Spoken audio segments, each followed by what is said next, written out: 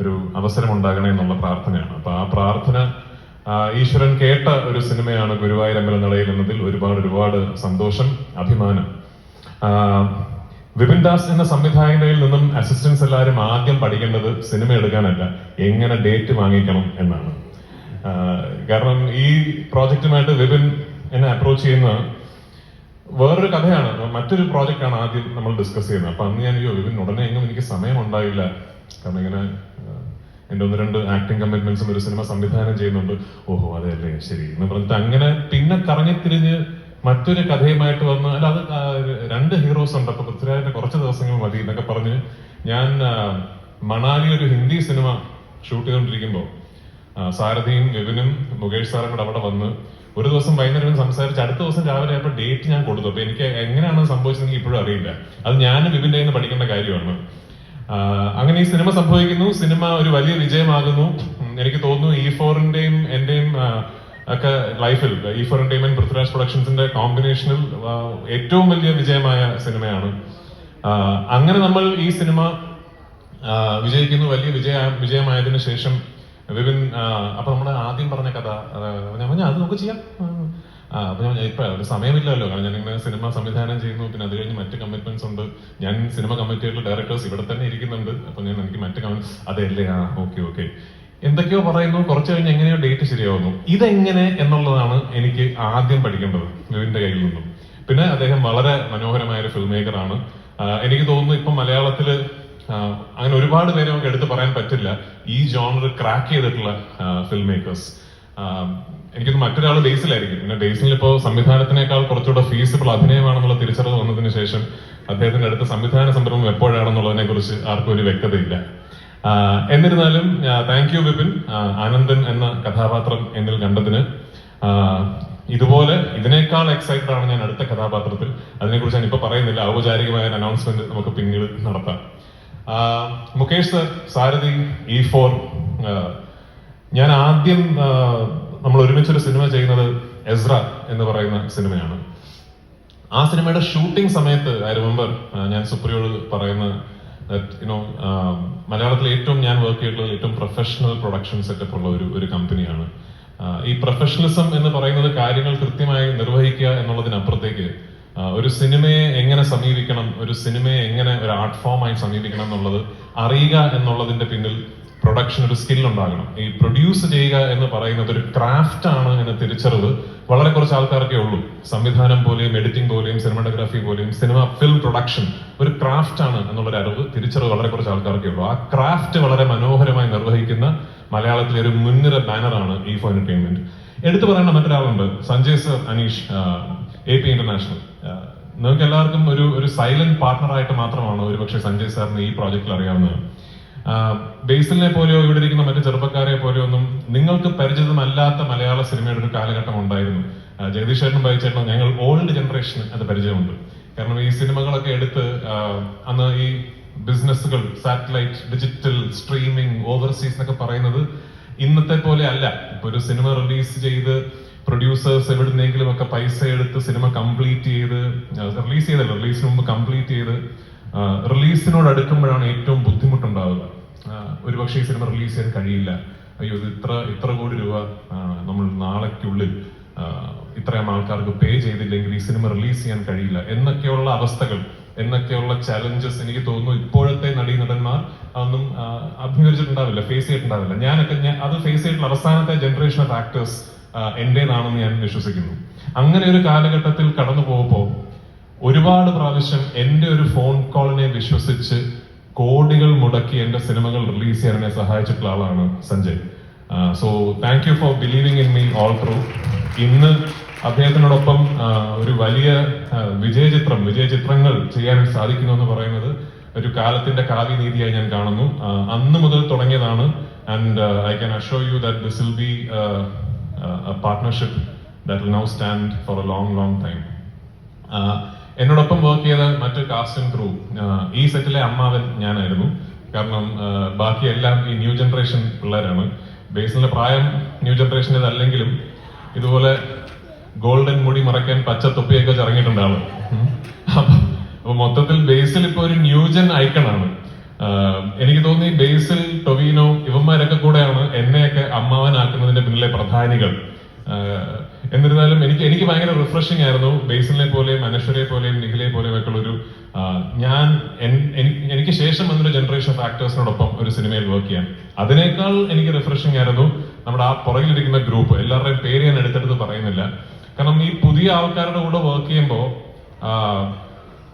നമുക്ക് അവരെ നമ്മുടെ പ്രോസസ്സിലേക്ക് കൊണ്ടുവരാൻ പറ്റില്ല. കാരണം they come from a different world. നമ്മളാണ് ശരിക്കും അവരുടെ പ്രോസസ്സിലേക്ക് എത്തിപ്പെടുന്നത്. ഞാൻ പലപ്പോഴും ശ്രദ്ധിച്ചിട്ടുണ്ട് അവരുടെ പെർഫോമൻസിന്റെ മീറ്ററും അവരുടെ ഡയലോഗ് പറയുന്ന രീതിയുമൊക്കെ എനിക്ക് തോന്നി ഇൻസ്റ്റഗ്രാം റീലിൽ നിന്നൊക്കെയാണ് അവരുടെ പെർഫോമൻസ് ബ്രീഡ് ചെയ്യപ്പെട്ടിരിക്കുന്നത്. നമ്മുടെ ഒരു കൺവെൻഷണൽ രീതിയല്ല, ഒരു സ്ക്രിപ്റ്റ് വായിച്ച് ഒരു സീൻ വായിച്ച് ഒരു പെർഫോമൻസ് ചാർട്ട് ചെയ്യുന്ന നമ്മുടെ കൺവെൻഷണൽ രീതി അല്ല അവരുടേത്. അപ്പൊ എനിക്ക് തോന്നുന്നു ഞാൻ ഒരുപാട് കാര്യങ്ങൾ അവരിൽ നിന്ന് പഠിച്ചൊരു സിനിമയാണ് ഗുരുവായൂരമ്പല നടയിലെന്ന ഈ cinema. So for that I M grateful. അങ്ങനെ ഒരു ഓപ്പർച്യൂണിറ്റി എനിക്ക് കിട്ടിയതിന്.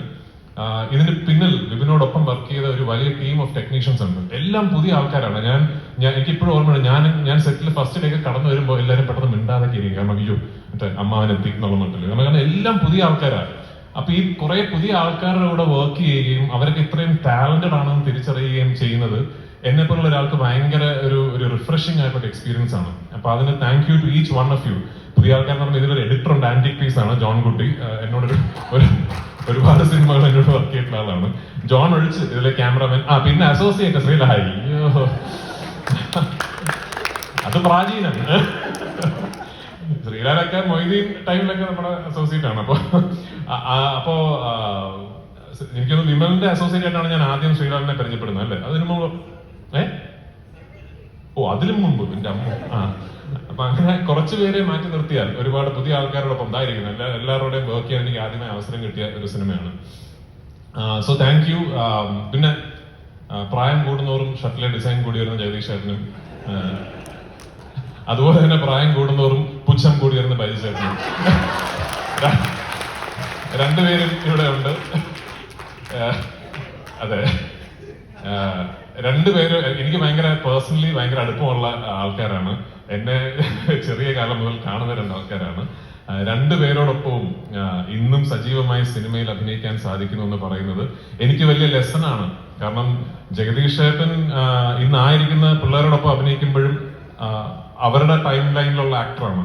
ബൈജു ചേട്ടൻ ഇന്നും വിപിൻ ദാസിന്റെ സിനിമയിൽ അഭിനയിക്കുമ്പോൾ വിപിൻ ദാസിന്റെ ഗ്രാമറിലുള്ള ആക്ടറാണ്. അതുപോലെ ആകണേ ഞാനും എന്നാണ് എന്റെ പ്രാർത്ഥന. രമേശ് ചേട്ടാ നമ്മുടെ എനിക്ക് വലിയ ഒരു ഇമോഷണൽ അറ്റാച്ച്മെന്റ് ഉള്ള ആക്ടറാണ്. കാരണം എന്റെ ഏറ്റവും അടുത്ത സുഹൃത്ത് അവസാനമായി സംവിധാനം ചെയ്ത എന്റെ ഏറ്റവും നല്ല സിനിമകളിൽ ഒന്നിൽ എന്നോടൊപ്പം ഒരു മുഴുനീള കഥാപാത്രത്തിൽ അഭിനയിച്ച ആളാണ്. എല്ലാവരുടെയും പേരുകൾ ഞാൻ എടുത്ത് പറയുന്നില്ല. ഇന്നിവിടെ എത്തിയതിൽ ഈ സന്തോഷത്തിൽ പങ്കുചേരുന്നതിൽ ഒരുപാട് സന്തോഷം. അരവിന്ദ്, ഇവിടെ ഇരിക്കുന്നവരാരും എന്നെ കണ്ടിട്ടില്ലാത്ത വളരെ റോ ആയ ഒരു ക്യാമറയ്ക്ക് മുമ്പിൽ എങ്ങനെ നിൽക്കണമെന്നോ ഒരു ഡയലോഗ് എങ്ങനെ പറയണമെന്നോ എങ്ങനെ ബിഹേവ് ചെയ്യണമെന്നോ ഒന്നും അറിയാത്ത എന്നെ കണ്ട എന്റെ കോ ആക്ടറാണ് അരവിന്ദ്. എന്റെ ഫസ്റ്റ് സിനിമയിൽ ശരിക്ക് എന്റെ ആദ്യത്തെ സിനിമ ഞാൻ ചെയ്യുമ്പോൾ എന്റെ മനസ്സിൽ എനിക്ക് അരവിന്ദിനെ പോലെ ആകണം എന്നാണ്. Because he was such A good actor even back then. He still is a fantastic dancer. I don't know if you know this. എത്ര പേർക്ക് അറിയുമെന്ന് എനിക്കറിയില്ല. അദ്ദേഹം ഒരു പ്രൊഫഷണൽ ഡാൻസർ ആണ്. ആൻഡ് എനിക്കിപ്പോഴും ഓർമ്മയുണ്ട്, നമ്മള് ഗുണ്ടൽപേട്ടിൽ അരവിന്ദിന്റെയും നവ്യയുടെയും പാട്ട് ഷൂട്ട് ചെയ്തുകൊണ്ടിരിക്കുകയാണ്. അപ്പൊ അന്ന് ആ പാട്ടിന്റെ ഷൂട്ടിംഗ് കാണാൻ ഞാൻ പോയിട്ട് ഞാനിങ്ങനെ വണ്ടർ അടിച്ചിരിക്കുകയാണ്, എന്റെ ദൈവമേ, I need to be this good to be in cinema എന്നുള്ളത്. So thank you for inspiring me from my first film. ഒരുപാട് സന്തോഷം. ഇർഷാദക്ക, എല്ലാവരോടും താങ്ക് യു. ആൻഡ് ഇനിയും ഇതുപോലെ ഒരുപാട് ആഘോഷവേളകളിൽ നമുക്ക് ഒരുമിച്ചുണ്ടാകാൻ ഭാഗ്യം ലഭിക്കട്ടെ. ഞാൻ അടുത്ത സിനിമകൾ ചെയ്യുന്ന കുറെ സംവിധായകർ എനിക്ക് ഭയങ്കര സന്തോഷമുണ്ട്. കാരണം വിപിൻ ദാസിന്റെ അടുത്ത സിനിമ ഞാനാണ് ചെയ്യുന്നത്, നിസാമിന്റെ അടുത്ത സിനിമ ഞാനാണ് ചെയ്യുന്നത്, വിഷ്ണുവിന്റെ അടുത്ത സിനിമ ഞാനാണ് ചെയ്യുന്നത്. അപ്പൊ എനിക്ക് വലിയ സന്തോഷമുണ്ട്. നിങ്ങൾ ഈ മാർക്കറ്റുള്ള കഴിവുള്ള സംവിധായകരൊക്കെ എന്നെ വെച്ച് സിനിമ എടുക്കുമെന്ന് അറിയുന്നതിൽ വലിയ സന്തോഷം. എല്ലാവരുടെ പ്രോജക്റ്റും ഞാൻ വളരെ എക്സൈറ്റഡ് ആയിട്ട് ഉറ്റുനോക്കുന്ന സിനിമകളാണ്. ആ സിനിമകൾക്കെല്ലാം ഇതുപോലൊരു സഹായം ഉണ്ടാകട്ടെ എന്ന് പ്രാർത്ഥിച്ചുകൊണ്ട് എന്റെ വാക്കുകൾ ഉപസംഹരിക്കുന്നു. Thank you. Thanks a lot. രാജേട്ട, ഒരൊറ്റ ഡൗട്ട് ഉണ്ട്. അതായത് നമ്മൾ ഈ മൂവിയുടെ പ്രൊമോഷൻ തൊട്ട് റിലീസ് ടൈമിലാണെങ്കിലും അത് കഴിഞ്ഞിട്ടാണെങ്കിലും നിങ്ങൾ തമ്മിൽ കാണുന്ന ഒരു കെമിസ്ട്രി ഉണ്ട്. അതായത് വേറെ ഒരു മൂവിയുടെ ആ ഒരു വേളകളിൽ നമ്മൾ കണ്ടിട്ടില്ലാത്ത ഒരു സന്തോഷം, അങ്ങോട്ടും ഇങ്ങോട്ടും കൗണ്ടറൊക്കെ അടിച്ച് എല്ലാവരും അങ്ങോട്ടും ഇങ്ങോട്ടൊക്കെ കളിയാക്കി കാണുന്ന ഒരു ഡിഫറെന്റ് ടീമിനെ നമ്മൾ ഈ ഒരു മൂവിയിൽ പല സ്ക്രീനിലായിട്ടും പല ഇന്റർവ്യൂസിലായിട്ടും കണ്ടു. എന്താണ് അതിന്റെ പിറകിലുള്ള റീസൺ? സത്യസന്ധമായിട്ട് പറയുകയാണെങ്കിൽ ഇതിനു മുമ്പ് ഞാൻ പറഞ്ഞിട്ടുള്ളതാണ്. ആക്ച്വലി സിനിമയുടെ സ്വഭാവമാണ് സിനിമയുടെ ഒരു മേക്കിംഗ് പ്രോസസ്സിനെയും സിനിമയുടെ വിജയാഘോഷങ്ങളെയും ഓഫ് സ്ക്രീൻ ഇന്ററാക്ഷൻസിനെയും ഒക്കെ വലിയ രീതിയിൽ സ്വാധീനിക്കുന്നത്. അല്ലെ പിന്നെ ഇവരെ പോലെയുള്ള പണ്ടൊക്കെ നമ്മൾ ചെയ്യുന്ന സിനിമയും അല്ലെങ്കിൽ എടുക്കുന്ന ഷോട്ടും തൊട്ടപ്പുറത്ത് കസേരയിട്ട് ഇരുന്ന് സംസാരിക്കുന്ന തമ്മിൽ യാതൊരു ബന്ധം ഉണ്ടാകാറില്ല. പക്ഷെ അതല്ലാതെ ഇപ്പൊ ഫോർ എക്സാമ്പിൾ ആടുജീവിതത്തിന്റെ വിജയാഘോഷത്തിന് വന്നിട്ട് അയ്യോ നജീബ് എന്ന് പറഞ്ഞ് ചിരിക്കാൻ പറ്റില്ലല്ലോ. അപ്പൊ അങ്ങനെ ഒരു വ്യത്യാസമുണ്ട്. ഓഫ് കോഴ്സ് ആ സിനിമ ചിത്രീകരിക്കുമ്പോൾ അതിനൊരു വർക്ക് സ്പേസിന്റെ ഒരു സ്വഭാവമുണ്ട്. അത് ഫുൾ ക്രെഡിറ്റ് ടു വിപിന്റെ ടീം, എന്നോടൊപ്പം അഭിനയിച്ചവർ. ഞാൻ പറഞ്ഞില്ലേ, എന്നെ സംബന്ധിച്ചിടത്തോളം എനിക്ക് പുതിയതാണ് ഈ സിനിമയുടെ അനുഭവം. അവർക്കൊക്കെ ഒരു നോം ആയിരിക്കാം ഇത്. അതെ, അതുകൊണ്ട് തന്നെ ആയിരിക്കണം സ്വയം അമ്മാവനെന്ന് വിളിക്കുന്നത് ഞങ്ങൾ ഒരിക്കലും പ്രതീക്ഷിച്ചില്ല. പക്ഷെ ഇത്രയും ലുക്കുള്ള ഒരു അമ്മാവനാണെങ്കിൽ ഓക്കെ ആണല്ലേ? Yes. So thanks a lot for joining ഒരിക്കൽ കൂടി. Let's give a big round of applause for Prithviraj Sukumaran. Thank you so much, Raju.